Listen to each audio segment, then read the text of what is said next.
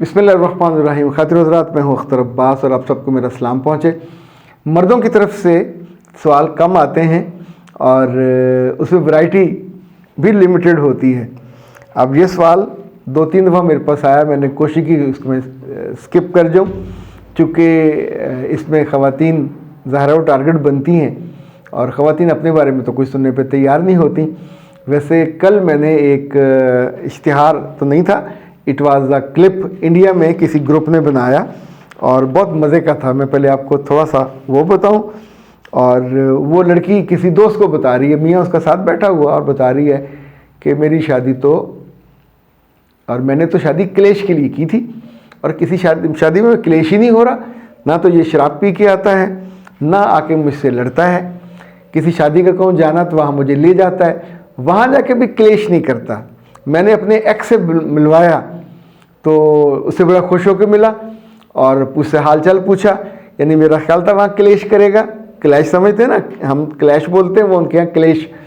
तो फिर उसने अगली बात कही कि शॉपिंग पे ले जाता है, कपड़े ले देता है, और मैं कहूँ कि मैंने खाना नहीं बनाना तो वहाँ भी क्लेश नहीं करता। कहता है अच्छा कोई बात नहीं, मैं ऑर्डर करके मंगवा लेता हूँ।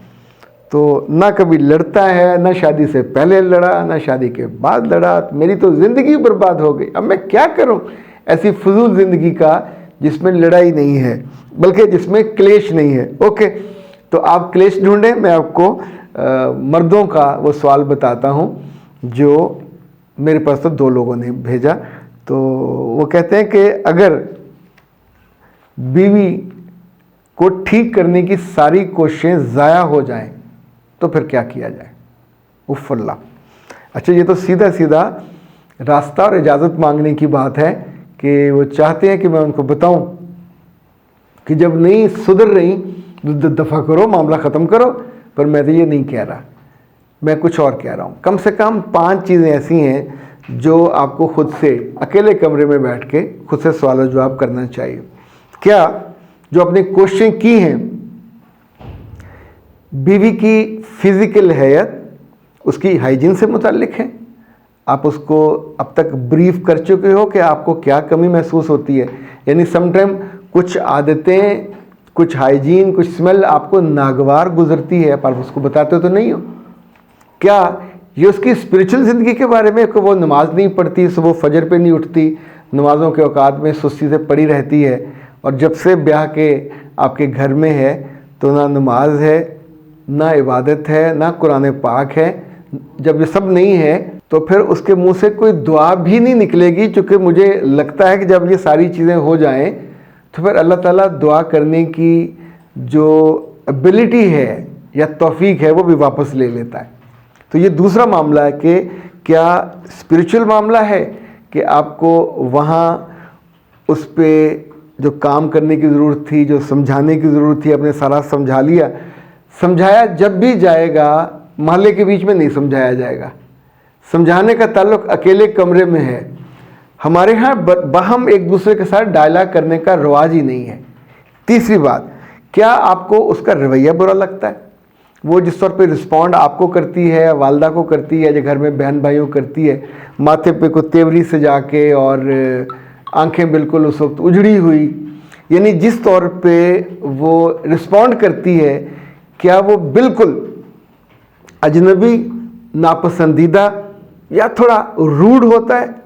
ये तीसरा पहलू। चौथा ये कि जो ख़ानदानी ताल्लुकात हैं, क्या वो बिगड़ गए हैं? यानी उनके माँ बाप के आने से, बहुत से ख़ानदान में से जब माँ आती है, जब बाप आता है, तो 2-3 तरह का आपने सुना होगा कि लड़की के माँ बाप खामोशी से आते हैं, कम आते हैं, पर बाज़ ने तो अत चुकी होती है, अत उठाई होती है, और वो आके इतना तंग करते हैं, कमरा छोटा है, एसी वो क्यों नहीं लगाया, इन्वर्टर क्यों नहीं लगवाया, पर्दे भी ठीक नहीं है। अल्लाह के बंदो, तुम मामे लगते हो। अब उस घर में उनका घर है, उनकी जिम्मेदारी है, उनकी चॉइस है। आप अपने घर में रहो, या फिर बहुत ज़्यादा शौक था तो अपना कोई घर बना के दे देते और उसमें सब कुछ लगवा देते, लेकिन वो किया नहीं है। अब जो फरमाइशें कर रहे हो तो उससे बेटी का घर नहीं चलेगा। चौथी बात यह है कि क्या अज़दवाजी ताल्लुकात में आपको लगता है कि वो बिल्कुल पत्थर है? क्या आपको लगता है कि अज़दवाजी ताल्लुकात में कोई मोहब्बत, जो सरगर्मी या खुशी या प्लेजेंट मोमेंट होते हैं वो नहीं है? तो इसका मतलब है उसके अंदर कोई डर है, उसके अंदर कोई रिजर्वेशन है, आपकी कुर्बत से वो घबराती है या इस पूरे प्रोसेस से डरती है। तो फिर उसकी काउंसलिंग क्या आप करवा चुके या उसकी ट्रीटमेंट करवा चुके?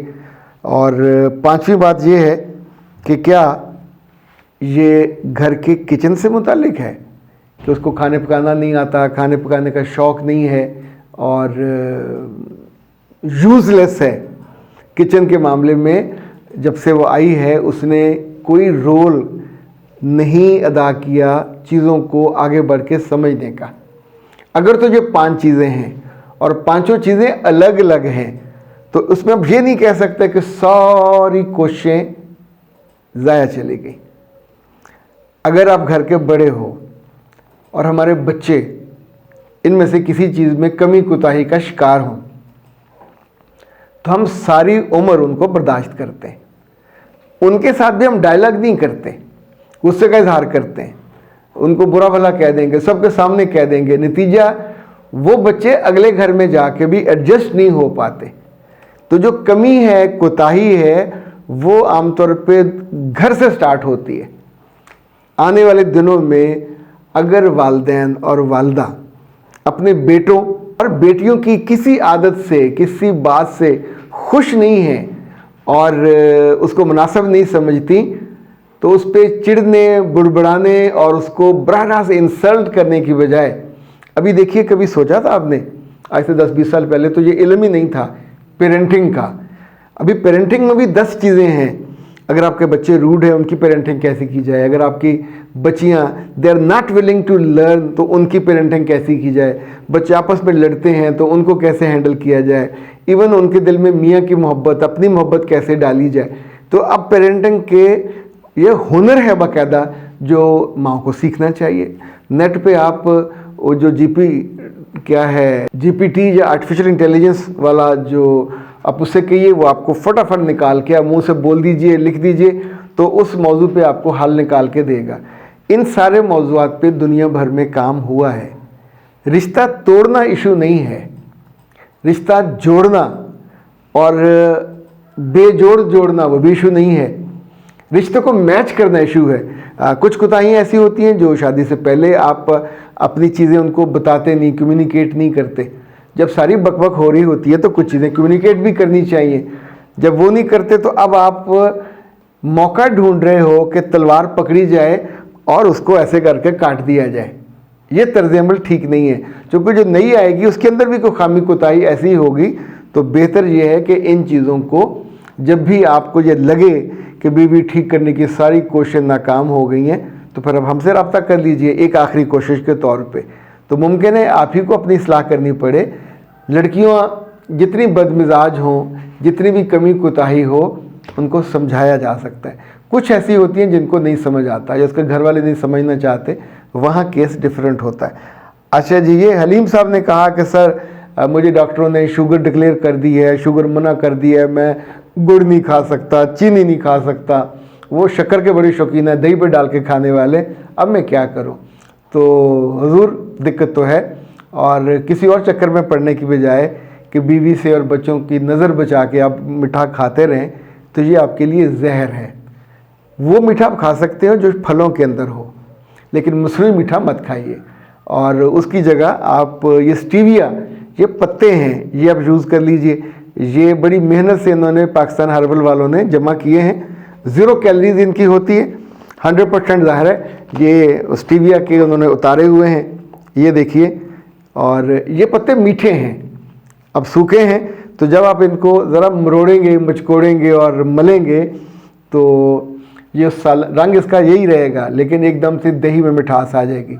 आप इसे चाय में डाल सकते हैं और भी जो चीज़ों में डाल सकते हैं। अब मैंने शुरू में ये भी इस्तेमाल किया, फिर मैं स्टीविया की बनी सफ़ेद टैबलेट्स भी मिलती हैं और एक बिल्कुल पाउडर सा भी मिलता है, तो वो भी आप इस्तेमाल कर सकते हैं।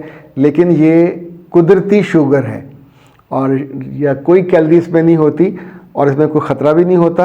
ये वाला जो डिब्बा है ये है 175 ग्राम का, तो आप 0300 041 9942 से मंगवा सकते हैं। ये खालिस उन्होंने ख़ुद पत्ते कलेक्ट किए, स्टीविया इसका नाम है। और आने वाले दिनों में ये बाकी जो है सुकराल और जितने भी लाल पीले हैं ये सब ख़त्म हो जाने, चूँकि उनके अंदर भी कहीं ना कहीं शुगर पाई जाती है। ये अलबत्ता चूँकि नेचुरल है, तो ये जब तक दुनिया है नेचुरल मिठास तो चलती रहनी है, चाहे वो फलों की हो चाहे वो पत्तों की हो। अख्तर अब्बास को दीजिए इजाज़त। अस्सलाम वालेकुम।